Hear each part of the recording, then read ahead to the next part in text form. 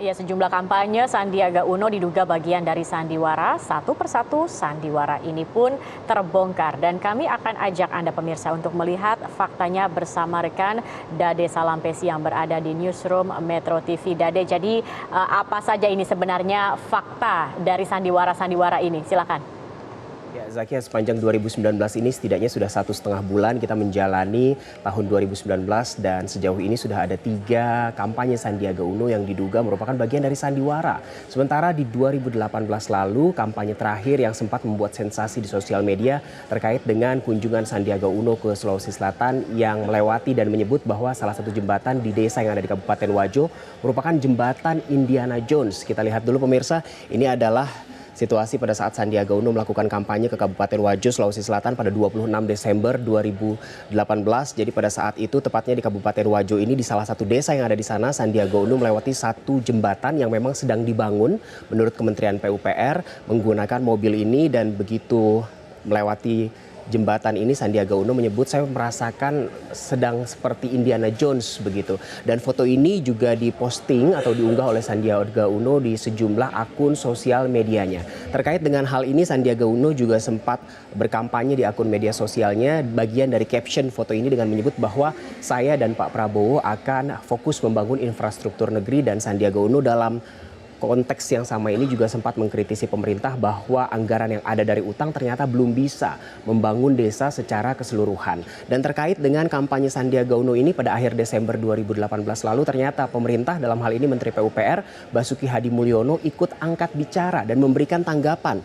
Kita lihat informasinya ternyata menurut Kementerian PUPR pemerintah selama ini sudah berusaha semaksimal mungkin untuk membuat berbagai jenis jembatan termasuk jembatan gantung. Dari 2015, 2016 hingga 2017 pembuatan jembatan gantung yang sudah dilakukan oleh pemerintah cenderung meningkat.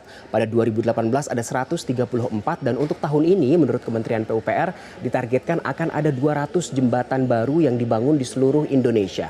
Namun memang pemerintah mengakui bahwa tidak mudah untuk membangun jembatan gantung penghubung antar desa mengingat wilayah Indonesia yang begitu luas. Dan memasuki tahun 2019 ada lagi satu kampanye Sandiaga Uno yang sempat viral di media sosial yaitu di Sumedang, Jawa Barat. Pemirsa, ini terjadi pada 23 Januari 2019.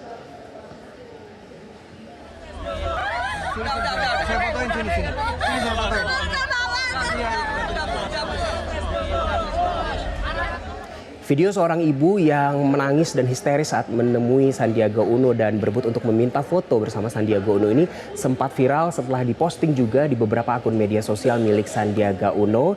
Dan ternyata banyak netizen atau warganet menyebutkan bahwa ibu ini adalah calon anggota legislatif dari Partai Amanat Nasional yang merupakan pendukung dari calon presiden dan calon wakil presiden nomor urut 02 Sandiaga Uno dan juga Prabowo Subianto. Namun pemirsa ternyata setelah dikonfirmasi kita lihat informasi lainnya, KPU setempat yaitu Kabupaten Sumedang, Jawa Barat memastikan bahwa perempuan ini tidak terdaftar sebagai caleg dari Partai Amanat Nasional. Namun sudah diketahui identitasnya bahwa perempuan ini atas nama Imas Siti Masitoh sempat diduga caleg PAN dari Dapil Sumedang, tapi sekali lagi bahwa dipastikan oleh pihak KPU dan dari pihak PAN setempat bahwa dia bukanlah caleg dari partai manapun apalagi Partai Amanat Nasional. Dan masih ada lagi kampanye Sandiaga Uno yang menimbulkan kontroversi atau membuat sempat viral di media sosial yaitu kampanye seorang pria yang berbalut lumpur. Ini terjadi di Makassar, Sulawesi Selatan pemirsa. Kampanye Sandiwara Jilid 3 atau di tahun ini adalah jilid kedua.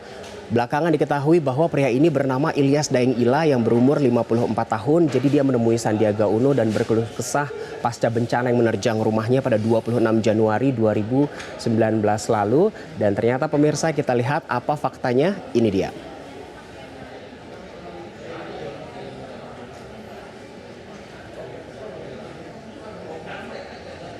Namun netizen menemukan keganjilan lantaran di foto yang lain terlihat bagian punggung orang tersebut.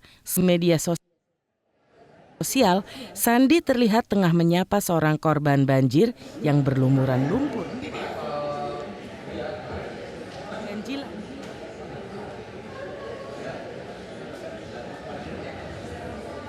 Ya, kampanye yang dilakukan oleh Sandiaga Uno dan juga calon wakil presiden Prabowo Subianto memang tidak pernah jauh-jauh dari sensasi begitu ya. Namun sekarang yang harus diwaspadai adalah warganet kita sekarang sudah cerdas dan sudah kritis. Buktinya tadi bagian depan ada lumpur, bagian belakang bersih itu dikritisi oleh warganet di berbagai media sosial. Selain itu pemirsa, yang terakhir terjadi yaitu oknum petani yang curhat ke Sandiaga Uno juga sempat viral. Kita lihat dulu video yang satu ini. Ketika bawangnya rendah, banyak teman-teman saya menjadi buka. Karena ketika wisata ladang-ladang sama sudah tidak menjadi harapan. Ya, sebetulnya kita patut berapresiasi atau lebih tepatnya berempati kepada kondisi Bapak ini. Karena kondisi Bapak ini mungkin mewakili kondisi sejumlah petani yang ada di tanah air. Tapi ternyata pemirsa, Bapak ini yang ditemui atau lebih tepatnya curhat ke Sandiaga Uno saat kampanye ke Brebes adalah mantan anggota Komisi Pemilihan Umum Kabupaten Brebes. Dan hal ini juga dipastikan oleh KPU Republik Indonesia. Ini dia pernyataannya.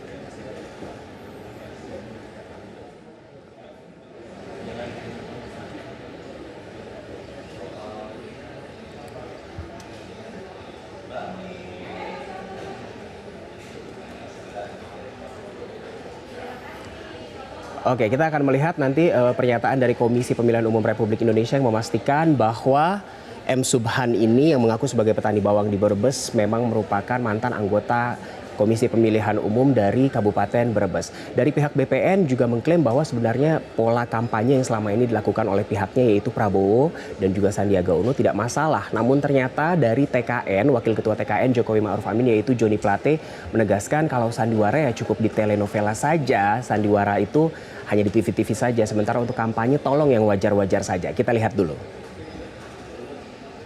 Yang wajar-wajar aja. Kampanye itu substansinya yang perlu ya. Drama-drama perasaan itu ya, itu ada di televisi aja. Itu namanya apa itu? Yang di televisi itu apa? TV. Hah? Telenovela.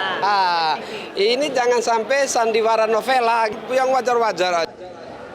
Baik, sekarang semuanya ada di tangan Anda pemirsa, tapi yang pasti menurut pengamat, sejumlah pengamat menilai bahwa kampanye masing-masing calon presiden memang cukup berbeda pendekatannya. Kita lihat, ini menurut salah satu pengamat dari sisi Joko Widodo dinilai sukses mempertahankan elektabilitasnya. Ini diungkapkan oleh Direktur Eksekutif Lingkar Madani yaitu Ray Rangkuti yang menyebutkan setelah hampir 4 bulan bertahan dan efektif membuat suara tidak merosot, maka selanjutnya dalam rangka menambah daya tarik elektabilitas, pola yang dipergunakan Jokowi sebelumnya dari bertahan sekarang mulai menyerang.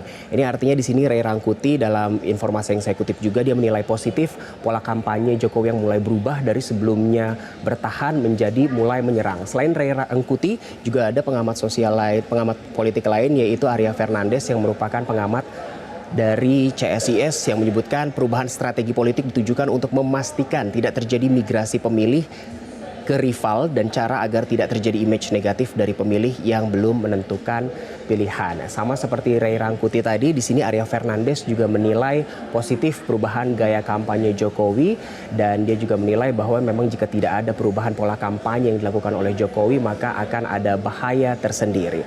Lagi-lagi waktu kampanye masih berjalan beberapa waktu lagi hingga akhirnya kita menjalani pemilu pada 17 April 2019. Beberapa waktu lagi semoga semua warga negara Indonesia bisa tetap waras menghadapi pemilu 2019. Zakia. Iya, tetap bisa waras dan juga bisa memilih begitu ya, melihat bagaimana ide-ide yang dikemukakan untuk membangun Indonesia lebih baik lagi melalui kampanye. Terima kasih Dade Salampesi atas pemaparannya.